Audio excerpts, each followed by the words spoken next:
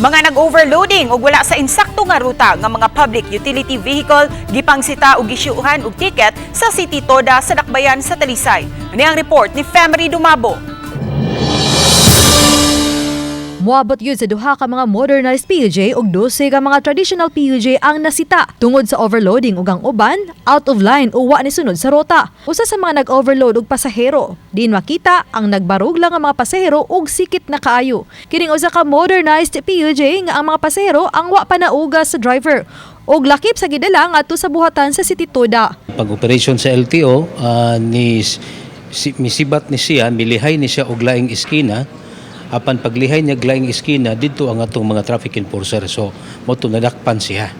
So aside nga out of line, nakita masad nato nga fully loaded mismo ang maong bus.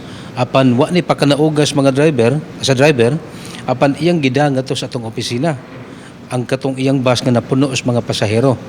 Kay matod pa niya namasin siya nga di na lang siya dakpon kay naa iyang sakay ang mga pasahero. Mato ni tumulak naghihimo sa mga traffic enforcer ang operation gahapon 11:00 sa buntag sa Cebu South Coastal Road habig sa Lawaan 1 ug 2. Kaya ang mga PUJ ang giingong milihay sa gihimong operation sa Land Transportation Office sa Dan and Bacalso. Usa sa na sa atong gi-request nga from time to time mo conduct sila operation dinhi sa atong area tungod sa problema sa traffic ug sa disgrasya. Dugang ni tumulak gihimo ang operation sa City Toda og LTO tungod sa mga reklamong nadawat kabahin sa overloading sa mga PUV. Uban ni Godfrey Rilien, Femery Dumabok.